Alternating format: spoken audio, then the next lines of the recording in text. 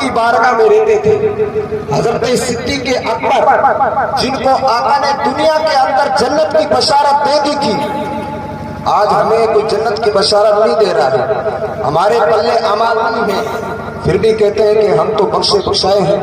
جن کو جنت کی بشارت آقا نے دنیا کے اندر دے دی تھی، لیکن ان کا حال یہ تھا کہ کاش کہ میں پیدا نہ ہوتا، کاش کہ میں درخت ہوتا کاٹ دیا جاتا، کاش کہ میں اینٹ ہوتا، کاش کہ میں روڑا ہوتا مٹا دیا جاتا۔ یہ ان کا حال تھا جن کو دنیا کے اندر جنت کی بشارت دے دی گئی تھی۔ جب ان کے سامنے قبر کا ذکر آتا نا، اتنا روتے کہ ان کی داڑیاں مبارک تر ہو جایا کرتی تھی۔ سیدنا عثمان غنی رضی اللہ تعالیٰ عنہ یہ حضور کے جوائی بھی ہیں، یعنی حضور کے داماد بھی ہیں، جب کسی قبر پر کھڑے ہوتے نا اتنا روتے کہ آپ کی داڑھی مبارک تر ہو جاتی۔ لوگوں نے پوچھا کہ آپ جنت و دوزخ کا ذکر کرتے ہیں نہیں روتے، آخر کیا وجہ ہے؟ جب کسی قبر پر کھڑے ہوتے ہیں تو اتنا کیوں روتے ہیں؟ فرمایا کہ میرے حضور نے فرمایا ہے کہ قبر آخرت کی منزلوں میں سے پہلی منزل ہے، اگر بندہ اس سے نجات پا گیا تو آگے والے مرحلے اس کے لیے آسان کر دیے جاتے ہیں، اگر بندہ اس کے اندر بھی رہ گیا تو آگے والے مرحلے اس کے لیے بہت مشکل کر دیے جاتے ہیں۔ اور عثمان غنی فرماتے ہیں کہ میرے حضور نے فرمایا کہ میں نے قبر سے بڑھ کر کوئی بھیانک منظر دیکھا ہی نہیں۔ آج ہم نے موت کو بالکل ہلکے میں لے رکھا ہے، قبر پر کھڑے ہو کر آتے ہیں، اپنے ہاتھوں سے پٹیاں مٹی دلوا کر آتے ہیں، پھر بھی ہمیں موت کا خوف نہیں ہے کہ مولوی ہیں ایسے ہی ڈرا رہے ہیں۔ یاد رکھیں کہ آقا نے جو اب دین کی جو لگام دی ہے نا وہ مولویوں اور عالموں کے ہاتھ میں دی۔ اب کوئی نبی نہیں آئے گا تمہیں سمجھانے کے لیے، اب کوئی ولی نہیں آئے گا تمہیں سمجھانے کے لیے۔ اب جو حضور نے جو دین کا وارث بنایا ہے نا وہ مولویوں کو عالموں کو بنایا ہے۔ آقا فرماتے ہیں کہ میرے دین کو جو وارث ہیں وہ عالم ہی ہیں۔ آج ہم سے زیادہ جلسے بھی کوئی نہیں کرتا، سنیوں سے زیادہ کوئی جلسے بھی نہیں کرتا ہے، اور ہم سے زیادہ جاہل بھی کوئی نہیں۔ ہمیں یہاں تک بھی پتہ نہیں ہے ہم سنی ہیں۔ اگر ہم سے کوئی پوچھ لے کہ سنی کسے کہتے ہیں تو سر کھجلانے لگ جائیں گے کہ پتہ ہی نہیں کہ سنی تو ہوتا ہی کیا ہے۔ ہم نے دین کے معاملے میں اتنے پیچھے ہیں کہ 70 سال تقریباً ہمیں ہو گئے جلسے کرتے ہوئے۔ ہندوستان کے اندر جتنے جلسے ہوتے نا شاید کہ کہیں اتنے جلسے ہو، پھر بھی یہاں تک ہمیں پتہ نہیں ہے کہ سنی کسے کہتے ہیں۔ اہل سنت والجماعت کے طریقے پر جو چلتا ہے، حضور اور صحابہ کے جو طریقے پر چلتا ہے، اسی کو سنی کہتے ہیں۔ سیدھے سے تعریف آپ سمجھ لیں۔ اگر کوئی پوچھ لے کہ مسلمان کسے کہتے ہیں، ایمان والا کسے کہتے ہیں، ہماری وہی بتی گل ہو جاتی ہے کہ مسلمان کسے کہتے ہیں۔ آقا فرماتے ہیں، آقا سے پوچھا گیا کہ یا رسول اللہ ایمان کے بارے میں ہمیں کچھ بتائیے۔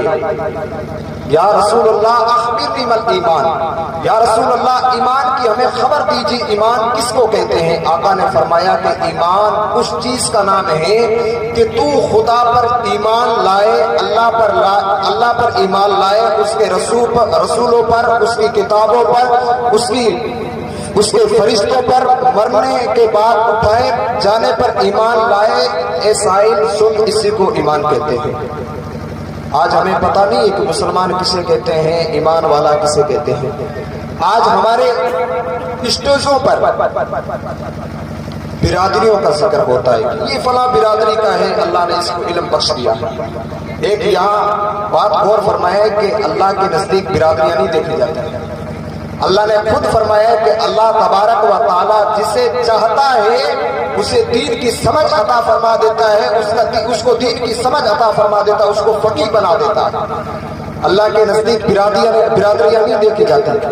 اگر برادریاں دیکھی جاتی تو بلال حبشہ سے آئے تھے، اتنے کالے کلوٹے، آپ نے افریقہ کے لوگوں کو دیکھا ہوگا کہ ان کی شکلیں کیسی ہوتی ہیں، بلال حبشہ سے آئے تھے اتنے کالے کلوٹے، لیکن جب میرے حضور کی بارگاہ میں آئے بلال کو وہ مقام ملا۔ حضور جب معراج کی رات گئے تو بلال کے قدموں کی آہٹ کو سنا۔ حضور جب واپس آئے تو پوچھا کہ بلال کون سا عمل کرتے ہو؟ بلال نے کہا کہ یا رسول اللہ کوئی بڑا عمل تو نہیں ہے، جب فارغ ہوتا ہوں تو وضو کر کے 2 رکعت نفل پڑھ لیتا ہوں۔ یہ وہ بلال ہے۔ آج ہم اسٹیجوں پر بیٹھتے ہیں تو برادریوں کا ذکر کرتے ہیں۔ میرے آقا نے صاف فرما دیا کہ میرے نزدیک مسلمان اس طرح ہے جس طرح کنگے کی دندی ہے، جس طرح کنگے کے جو دندے ہوتے ہیں نا وہ کس سے برابر ہوتے ہیں۔ آقا نے فرما دیا میرے نزدیک مسلمان اس طرح ہے۔ اللہ کے نزدیک برادریاں نہیں دیکھی جاتی۔ اللہ نے فرمایا کہ میرے نزدیک وہ اچھا ہے جس کے اندر پرہیزگاری زیادہ ہے، تقوی زیادہ ہے۔ جو پرہیزگاری اختیار کرتا ہے وہ میرے نزدیک اچھا ہے۔ اللہ رب العزت کے نزدیک وہ اچھا ہے۔ اللہ کی بارگاہ میں برادریاں نہیں دیکھی جاتی۔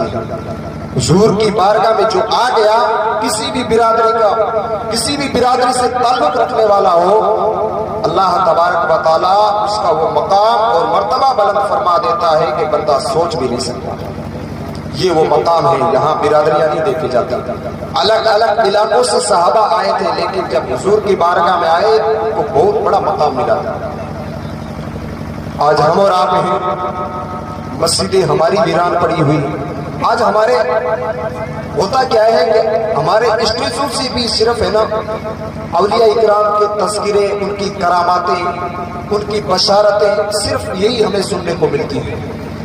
ارے جس قوم کو پتا نہیں ہے کہ ناک کے بال پاک کس طریقے سے کیے جاتے ہیں، جس قوم کو درود پاک نہ پڑھنا آتا ہو، اس قوم کو کراماتیں سنانے سے کیا فائدہ ہے؟ صرف ہم کراماتیں سنا کر اپنا ٹائم پاس پورا کر کے چلے جاتے ہیں کہ سرکار غوث اعظم نے مردوں کو زندہ کر دیا، سرکار خواجہ غریب نواز نے ایک آنا ساگر کو ایک پیالے کے اندر سمیٹ لیا۔ ارے ان کی زندگیاں بھی لوگوں کے سامنے رکھے نا کہ سرکار خواجہ غریب نواز نے 80 سال کی زندگی کے اندر 40 سال تک عشاء کے وضو سے فجر کی نماز ادا فرمائی۔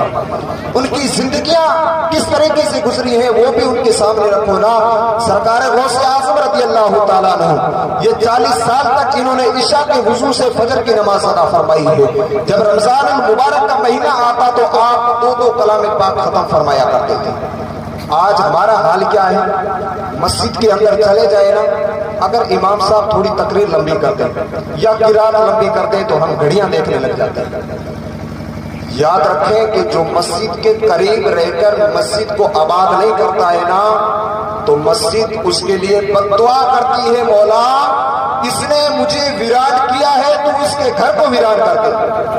حضرت صدیق اکبر یہ حضور کے اول صحابی ہیں، پہلے خلیفہ بھی، یہ فرماتے ہیں کہ اگر کسی شخص کا مسجد کے اندر دل نہ لگے نا تو سمجھ لو کہ اس کا ایمان کمزور ہے۔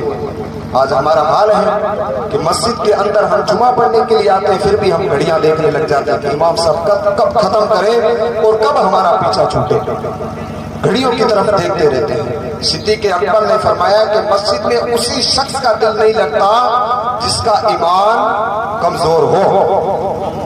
یہ وہ بارگاہ ہے کہ جہاں بندہ، یہ تو اللہ کی بارگاہ ہے، جہاں جب بندہ آتا ہے تو بندے کو اطمینان ملتا ہے، سکون ملتا ہے۔ صحابہ اتنی محبت نماز سے فرمایا کرتے تھے کہ یا رسول اللہ اگر کسی شخص کو قبر کے اندر بھی نماز پڑھنے کی اجازت ملے نا وہ بھی ہمیں اجازت ملے۔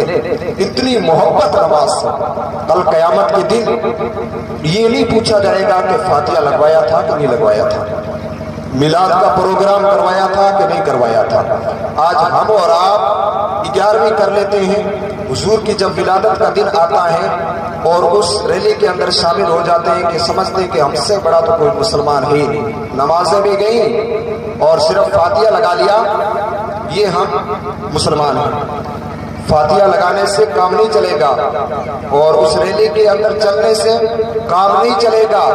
جو فرض کام ہے نا کل قیامت کے دن سب سے پہلے جو پوچھا جائے گا وہ یہی پوچھا جائے گا کہ بندے نماز پڑھی تھی کہ نہیں پڑھی تھی۔ جب جنتی جنت کی طرف جائیں گے، جہنمی جہنم کی طرف جائیں گے، تو قرآن کریم کے اندر آیا ہے جنتی جہنمیوں سے پوچھیں گے کہ ما سلککم فی سقر، تمہیں کون سی چیز یہاں لے آئی؟ تو وہ کہیں گے کہ لم نکو من المصلین، ہم لوگ نماز نہیں پڑھا کرتے تھے۔ اللہ تبارک و تعالیٰ نے ہمیں ایک ایسی وادی کے اندر ڈالا ہے جہاں اندھیریاں ہی اندھیریاں ہیں، جہاں تاریکیاں ہی تاریکیاں ہیں۔